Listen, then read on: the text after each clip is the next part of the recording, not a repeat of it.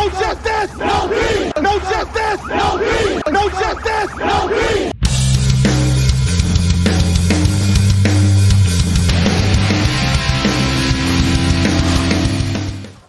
Yo guys, ini adalah part 2 dari audiobook sebelumnya. Selamat mendengarkan. Cinta ditolak, jangan-jangan rasisme yang bertindak, oleh Nanda Eka. Pernahkah kamu mencintai seseorang tanpa melihat latar belakang suku bangsanya? Saya kira banyak yang pernah mengalaminya. Lebih jauh, bahkan sama sekali tidak peduli dari ras dan suku mana mereka berasal. Perasaan itu tumbuh karena kebiasaan, sikap, dan kehangatan yang dibangun satu sama lain. Namun telinga kita sering diganggu dengan ocehan-ocehan yang tak jelas akarnya. Entah benar terjadi atau tidak, terdapat kisah mengenai perang yang dikobarkan antara kerajaan Majapahit dan Pajajaran.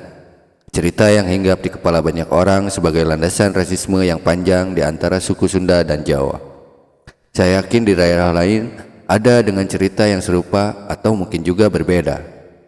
Kisah peperangan itu kemudian melahirkan stereotip-stereotip yang melahirkan mitos jangan mau pacaran dengan orang Sunda atau jangan mau menikah dengan orang Jawa dan ucapan-ucapan lain serupa yang sebetulnya malah mengganggu kenyamanan kita. Pertanyaannya, apakah itu sebuah ucapan rasis? Lebih jauh, apa rasis atau rasisme itu? Sedikitnya rasisme itu adalah sebuah gagasan atau sikap orang yang menganggap sebuah ras lebih unggul dari ras lainnya. Turunan dari rasisme itu adalah tindakan dari satu ras yang merasa berhak mengatur hidup ras lainnya. Tidak ada seorang pun yang memilih dilahirkan sebagai siapa. Penting kita tahu bahwa seseorang tidak punya kemampuan memilih orang tua mana yang akan melahirkannya, ras suku apa yang diinginkannya, agama apa yang akan dianutnya, dan seseorang hanya menerima apa yang telah diwariskan secara langsung atau tak langsung dari orang tua dan keluarganya. Keluarga adalah kata kunci bagaimana kita bisa melacak jejak rasisme yang bisa hinggap di banyak orang.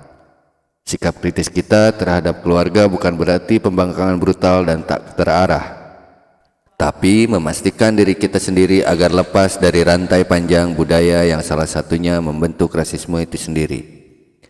Lebih dari itu, kita bisa melacak bagaimana masyarakat yang terbentuk dari keluarga-keluarga meluaskan kebanggaan terhadap suku atau ras.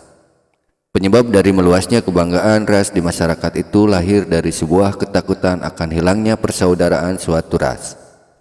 Persaudaraan yang dimaksud tentang kebiasaan suatu kelompok atau komunitas masyarakat yang dilandaskan pada ketakutan kehilangan kebiasaan atau adat yang dijalani. Penguatan kebanggaan pada ras adalah skenario untuk membentuk kubu-kubu konflik untuk menjaga sumber daya alam yang dimiliki oleh entitas tertentu. Maka jika ada masyarakat yang mengadopsi rasisme, mereka akan merasa terancam dan mencurigai semua pendatang. Masyarakat tersebut akan berusaha menaklukkan orang-orang yang dirasa bukan dari suku atau ras daerahnya. Mereka yang kalah dengan sendirinya membentuk mental pencarian atas kejayaan lain. Salah satunya adalah kebanggaan ras, budaya, dan kedaerahan. Pada akhirnya mereka akan hadir saling bersaing dengan suku lainnya. Maka dapat digarisbawahi bahwa rasisme tidak hadir sebagai sesuatu yang alamiah, melainkan terbentuk akibat relasi sosial yang busuk yang dilandaskan pada penguasaan sumber daya alam. Saatnya bagi kita untuk benar-benar mempraktekkan sikap anti rasisme dalam hidup sehari-hari, mulai dari pergaulan, hubungan kerja, pacaran, hingga pernikahan tanpa melihat latar belakang, ras, suku, bahkan agamanya. Kita bisa membangun persamaan nasib yang sama dengan semua orang. Bukan suku rasnya yang menjadikan seseorang menjadi licik dan tamak dalam urusan kerja, pemalas, rajin, setia, culas, penindas, keras, atau apapun sifatnya. Namun manusia itu sendiri yang melakukannya sebagai individu. Dengan cara pandang seperti ini, setiap orang akan lebih jernih mana kawan dan lawan. Karena jika pandangan kita terhadap suku ras menjadi landasan bagaimana kita bersikap, selamanya kita akan terjebak pada kebodohan yang tidak selesai. Apalagi kalau kita mencintai seseorang namun harus kandas karena perbedaan ras suku. Bandung Supporter Alliance oleh Marco. Bila kita mencintai Persib, maka kita harus mencintai Bandung. Karena Bandung adalah ibu untuk banyak hal, termasuk ibu bagi Persib. Ucap seseorang pada malam itu, malam di mana Bandung Supporter Alliance atau lebih pendeknya dipanggil BSA mendeklarasikan diri. Malam di bulan Agustus itu menjadi lebih hangat dari biasanya. Memang angin masih bertiup kencang, namun menjadi hangat karena riak-riak perkawanan itu lahir di titik api reruntuhan Taman Sari Bandung. Beberapa waktu sebelumnya ada beberapa manusia yang berbicara tentang lelahnya, tentang keluh kesahnya menjadi supporter. Belum lagi makin abainya masyarakat kita terhadap isu-isu sosial. Mereka berbagi cerita perihal menjadi supporter masa ini tak ubahnya sebagai sapi perah. Supporter hanya ditempatkan sebagai target pasar belaka, ditempatkan menjadi angka berbentuk tabel-tabel grafik, laba keuntungan perusahaan, dan bagian yang paling menyedihkannya adalah para supporter itu sendiri memilih jalan untuk berpasrah diri hanya karena atas nama kesetiaan dan loyalitas terhadap klub yang dicintainya.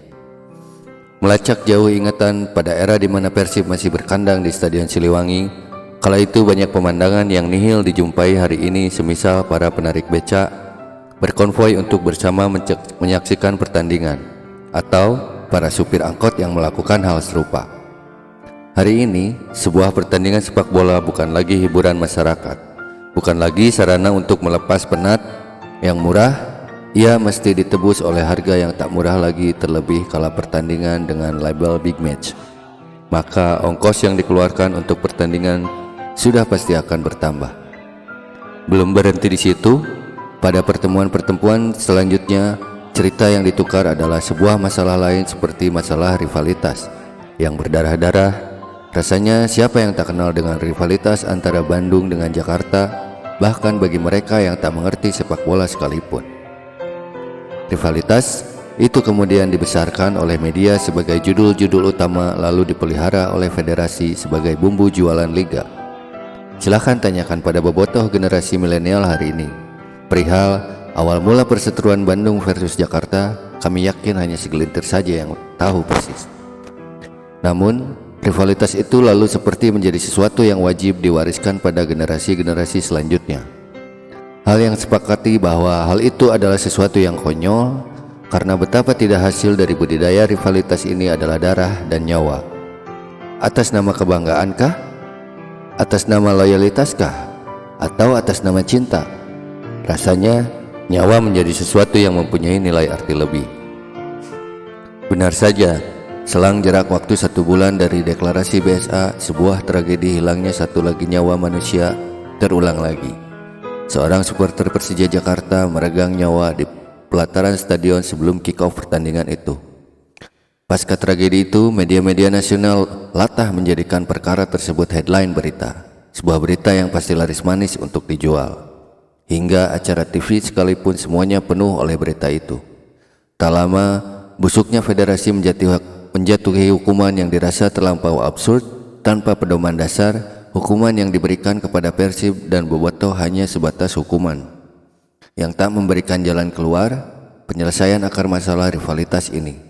Dari sini kita semua bisa melihat bahwa betapa rivalitas konyol yang berdarah-darah ini begitu mereka pelihara dengan baik. Kembali pada malam-malam sebelum deklarasi di Taman Sari itu, mereka kembali bertemu. Kali ini ceritanya yang dibagi adalah tentang sisi lain sepak bola. Tak di Indonesia atau belahan dunia manapun, rasanya sepak bola selalu mempunyai sisi gelap ini. Rasisme dan fasisme adalah hal yang akut dan mengakar dalam dunia sepak bola. Mulai dari chants atau yel-yel, kaos, atribut, hingga spanduk-spanduk dengan ujaran rasis bahkan fasis itu dengan santai terpampang di dalam stadion.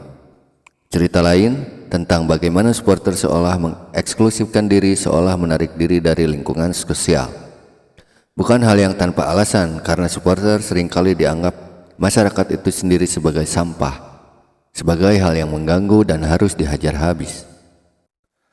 Lalu dari bertukar cerita dan bertukar gelas-gelas kopi itu terilhamlah sebuah ide untuk membentuk sebuah kelompok yang berbasis supporter yang tak abai terhadap isu sosial, yang tak abai terhadap isu-isu sepak bola yang semakin dikapitalisasi, yang semakin dikuasai kebencian daripada cinta, yang nilai rasialnya lebih besar daripada nilai kemanusiaannya, yang akan berdiri di garis depan sebagai penjaga ruang-ruang perkawanan akhirnya disepakati untuk membentuk Bandung Supporter Alliance yang diisi oleh beberapa individu bobotoh dan organisasi atau sekedar kumpulan supporter.